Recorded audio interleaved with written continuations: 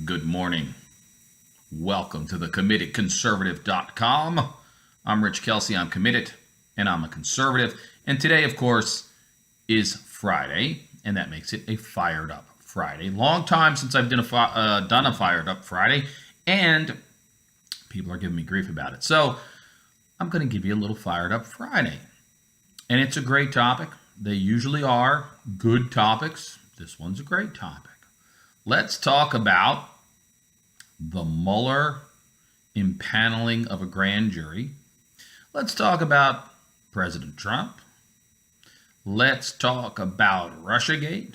Let's talk about indictments and prosecutions. And let's talk about, just a little bit, Hillary Clinton. Why not? It's fun. People like it. It all fits. It all works. So, last week I was on Jack Berkman's show, Behind the Curtain, which is on WMAL in Washington, D.C. And Mr. Berkman does a great job on his show, and he really hits issues that are non-traditional, and he does it in a great way.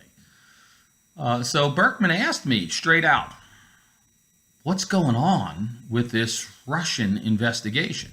And we talked about that. Now listen, I'm not on Bob Mueller's team, okay? And I don't have any great insights. I don't have inside information. I haven't seen the evidence, right? So a lot of this is speculation. As long as we get that on the table, we can understand that.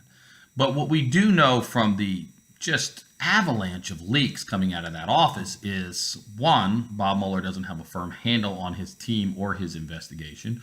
Or two, as I've written, Bob Mueller's team and its investigation is purposely leaking damaging stuff, really for political purposes to hurt the President of the United States, which, by the way, is why I wrote in June of this year that he should have fired Bob Mueller, plus Bob Mueller had these conflicts, which I talked about in one of my articles. Obviously, we are way past firing Bob Mueller now because it's too late. Mueller has conjured up some form of grand jury impaneling, and firing him now would be seen as, rightly or wrongly, as obstruction of justice. I'm just not going to go down that path. The time to fire Mueller was almost immediately after he was hired because of the conflicts that he had, and I addressed that. But what we talked about on Berkman's show is how the investigation has pivoted from Russiagate, which is probably a bunch of hooey, as we've discussed here before as well, to all these other purported problems, issues, crimes, financial crimes, failures to disclose certain things on government forms, and a whole host of other things that sound evil and bad. And, if you're in the, collusion, Russian gate, Trump helped the Russians to hack our election club, all of that stuff sounds great to you, makes perfect sense. It's part of your religion. You believe it. And really, there's literally nothing I could write, say, do, or prove to help those people. Those people have a religious zealotry that can't have their political religion pounded out of them. Look, they're not alone. We have people on the right side of the column that have the same problem. But here's the interesting issue.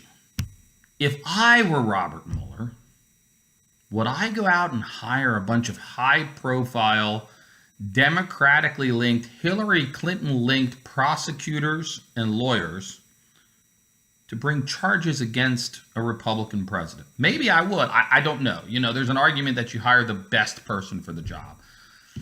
Who's the best lawyer for those jobs? Well, the chances are that Bob Mueller isn't the best, nor anyone on his team is the best, whatever the best is, right? I don't know. Is Jerry Spence still around? Can we hire Jerry Spence? Isn't he the best trial lawyer on earth? Truth of the matter is, you hire and assemble a competent team in whom you trust. But at the intersection of politics and law, particularly dealing with the possible indictment or criminal charges brought surrounding either the president, which we'll talk about in a minute, or people who are associates of the president, what you would want if you were a smart prosecutor, if you were the best prosecutor, is a team that can't be attacked for its political connections, that can't be looked at as partisan, that can't be part of the quote establishment, right? Wouldn't you want that? That's what I would want. I would absolutely insist on having that. In fact, if I were going to indict, say, Hillary Clinton, I would amass a team full of known Democratic lawyers. You know why? Because it takes away the appearance of impropriety.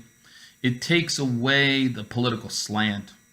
And so you have to ask yourself, is the special counsel, who, by the way, is not an independent counsel, but a special counsel, is the special counsel doing himself a favor by kind of stacking his team with people that have strong Democratic ties? Well, if he's going to be indicting Republicans, he's not. If he's going to be indicting Democrats, whoa, maybe he is. Now, Bob Mueller's a smart guy. He's been around. He's got a house in the swamp. I mean, he's a swamp creature. To use the vernacular, he is the ultimate DC insider, power-broking elite guy you could possibly want, which doesn't make him a bad person. It's just a function of his success and the circles in which he's run. So let's not beat up on people who have been successful in life at the highest levels just because they spend a lot of time in DC at cocktail parties that some of us never get invited to, right? That's not true. I've been to some of these various cocktail parties, although never with Robert Mueller. Anyway, the point of this is simple, really, if you think about it. What is Bob Mueller up to? Because here's a really critical point. I mean, yesterday, news leaks again that there's an impaneling of a grand jury. And by the way, I give great credit to Bruce DePoit, who was with Channel 8 News for many, many years here in D.C. and is a true journalist. He points out something I thought about immediately as well, but to his credit, he tweeted it out before I did, which is, God, how would you like to be Trump facing a D.C. grand jury?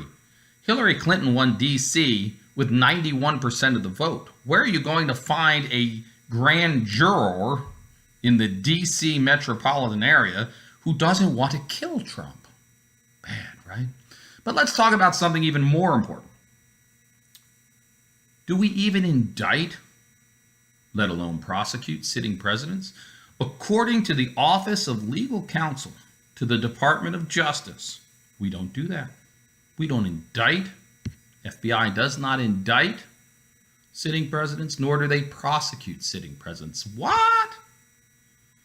Wait a minute. We're all jacked up and excited, right? They're impaneling a grand jury. Trump is going down. Right? That's the narrative. But in 1973 and in 2000, the Office of Legal Counsel. Now, let me explain for non-lawyers what that is. The Department of Justice has 60 trillion lawyers. Okay, and they do a lot of wonderful things, and many of them are terrific. But like any entity, the Department of Justice, even with all those lawyers, actually has its own legal counsel. They go to their counsel to ask for opinions about what the Department of Justice can do and what it can't do. So the Department of Justice has its own set of lawyers, and those lawyers are in the Office of Legal Counsel. And the Office of Legal Counsel is held in 1973 and again in 2000, having to do with Nixon and Clinton, that a president cannot be indicted by DOJ and cannot be prosecuted by DOJ. So the impaneling of this grand jury is not for the purpose of indictment of or prosecution of President Trump. Let me repeat that again. Maybe I should have led with that. It'd be a better teaser. The impaneling of this grand jury, to the extent that that leak is true, is not for the purpose of indictment of President Trump or the purported and hopeful prosecution of President Trump. Just wipe it off your list. Now, it might be for the indictment of, and hopefully, in their minds, the prosecution of, a whole host of Trump-related associates. And make no mistake about it, indicting Trump-related associates would be a devastating political blow to the president. It would implicate the president likely in some form of wrongdoing, depending on who is indicted and what they're indicted for. And look, if I'm Bob Mueller, I'm not going to impanel a grand jury, and indict some tertiary associate of Trump for some de minimis, quote, crime. I'm impaneling a grand jury because I got something that looks bad, smells bad, and is going to hurt. And it's going to hurt somebody of power and substance. Because if he's not doing that, what the heck is he doing? Okay? He's foolish. At the end of the day, let's not forget that Bob Mueller has a mandate. It's a mandate from the establishment. It's a mandate from the legal community. And it's about him and his reputation. And he is going to indict somebody for something. I don't know who that's going to be. I only know that it's not going to be me. But that's what he's going to do. And the question is, how's he going to do it? Is he going to do it effectively? Is it going to be powerful? Is it going to be convincing? We'll see. The facts have to come out. And remember, we went through this indictment process. I did a lot of legal analysis for this on a host of radio shows and TV and news and what have you related to the indictment process that was used in the Ferguson case. And I have been a vocal critic of this notion that prosecutors can just walk in and use completely and totally biased information to achieve an indictment for political purposes. They do it. There's no question that they do it. They have an ethical obligation to present an indictment only if they really believe they have sufficient evidence to get a conviction, which means, sure, I could walk in and mislead a grand jury with the handful of damning facts that I have, but if I know the evidence is ultimately going to lead to it being impossible to convict a person, or that there's evidence that shows that the individual who I want to indict really can't be guilty of this crime, I can't walk in ethically and indict someone by misleading a grand jury. That is a fact. Now, how much evidence a prosecutor should give to a grand jury, if there is evidence that might lead to a prospective indicted individual getting off from the charge, they don't have to give everything. They just have to believe they're able to take that indictment to a prosecution. And of course, that's, a subjective view. But at the end of the day, good lawyers understand they have an ethical obligation not to try to indict somebody they know they can't possibly prosecute. And so we're going to have to see who's going to be indicted, what they're going to be indicted for, and what the strength of the ultimate evidence is. Because we are living here at the intersection of politics at the highest level and the law. And so it's not just a legal analysis, it's a political analysis. And sometimes the indictments themselves will lead to a political result. At the end of the day, impeachment is a political function. It has all the trappings of a legal function. There's an indictment by the House of Representatives. There's really an impeachment set of articles, right? We saw that. Bill Clinton was, quote, impeached. They brought impeachment articles. That impeachment made it out, right? So there's a difference between being charged and then being removed and or punished, right? There is no appetite right now in the United States House to bring impeachment articles against this president. And there are not 67 votes in the United States Senate, nor are there likely to be 67 votes in the United States Senate anytime soon. So I know that hurts the feelings of people who despise Trump for getting up and even breathing. Again, I've said this 1,000 times. Trump is a very troubling individual. I don't think he has the requisite temperament, knowledge, diligence, and a whole host of other fine adjectives that a president should have. I thought he was unfit. I thought Hillary Clinton was unfit. I thought we got stuck with, in either case, an unfit president. In this instance, the American people, through the Electoral College, elected President Trump, and President Trump did exactly what he was supposed to do, which is win more electoral votes. And for better or worse, we have President Trump, and unless we find real criminality, he's not going to be removed through an impeachment process. I'm sorry if that upsets people, but it's just simply not going to happen. So we know this grand jury is not about Trump, and we know that it's not about an indictment of Trump. But make no mistake, high-level indictments could be very politically damaging. And if they are politically damaging, they could result in a flip of the House. And if they flip the House in the 2018 election, now, as I've written previously, you have an opportunity to bring articles of impeachment. Do you get to 67 votes in the Senate?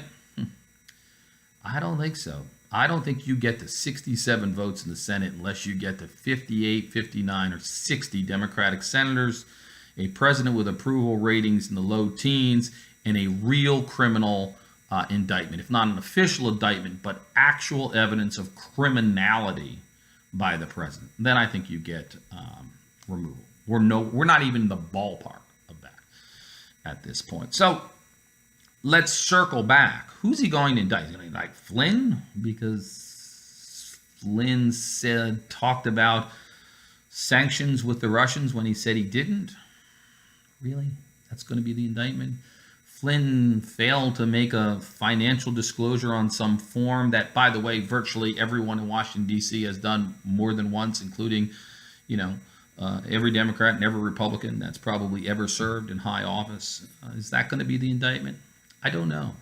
Collusion, haven't seen really strong evidence of that. And again, collusion, acting together to accomplish something, is one thing. Collusion in the legal sense, to have criminality, to collude on a crime, is another thing. We haven't seen real strong evidence of that either. So I'm not convinced that the impaneling of this grand jury is going to lead to a high-profile indictment, although I'd be shocked, frankly, that one would be impaneled unless I had something worthwhile to bring. And that brings me back to this kind of, I don't know, I don't want to call it tinfoil hat conspiracy, because let me tell you something. Robert Mueller is a Democratic / Republican / establishment. I mean, it's the same side of the same coin, right? Flip it over, it's the same coin. The establishment in this country, the power brokers in this country, divide us for the purpose of their own political power and the profit of themselves, either politically or financially, for them and their friends. And it's been going on since the beginning of the Republic. It's why the Republic was founded the way it was, which was to limit government so you couldn't get into these circumstances. The establishment hates Trump, and I don't blame them. I mean, they could hate Trump for all the reasons that I think Trump is unfit, but they really hate him because he's a disruptor, and because he doesn't want to play ball with them, and because he doesn't do all the nice things that they think a president should do. And in some cases, I agree. The establishment has found their man, and that's Robert Mueller, a highly qualified, very smart lawyer who is going to do something to someone. You can take that to the bank. The question is who. So is this a tinfoil hat conspiracy? Or is it possible that indictments that roll out of this don't implicate necessarily Trump associates or just Trump associates? Have we considered that? Let's roll back to the point I made on the Berkman show. A point made today by Bill Mitchell on his Twitter feed, which is, what if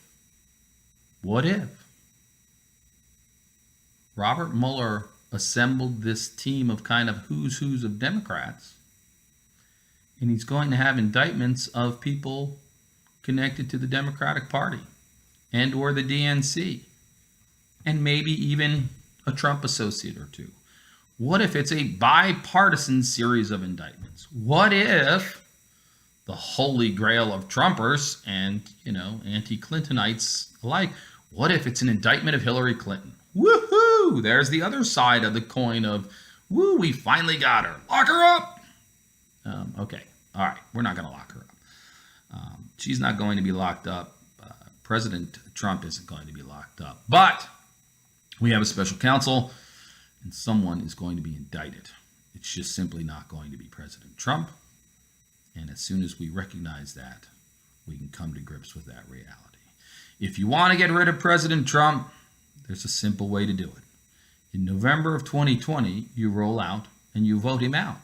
And that's probably the only way it's going to happen. And right now, I'd say that's likely going to happen unless the Democrats were to nominate, say, the worst candidate in the history of the country. I don't know, Hillary Clinton. But just remember, indictments, easy to get. Indictment of a sitting president is something the FBI doesn't do. So, Mr. Mueller is up to something. We just simply don't know what, and we don't know who is in the crosshairs. We'll find out. Hey, listen, thanks for tuning in. Went a little long today. Well worth it, I hope. You can find us at committedconservative.com. Go straight to the site, read everything we've got, or you can follow me at Rich Kelsey on Twitter. You can follow the Committed Conservative on Facebook. You should be liking our Facebook page. Lots of content there. And you can follow Committed Conservative on Twitter as well, at Commit Conserve. Commit Conserve. So there's all your methodologies for following. We'll be back for another installment of Fired Up Friday. This is the Fired Up Friday Kitchen Table Edition, which I like a little bit better than the Office Edition. Thanks for tuning in. Once again, I'm Rich Kelsey. I am the Committed Conservative. I'm committed, and I'm a conservative, and I thank you for tuning in.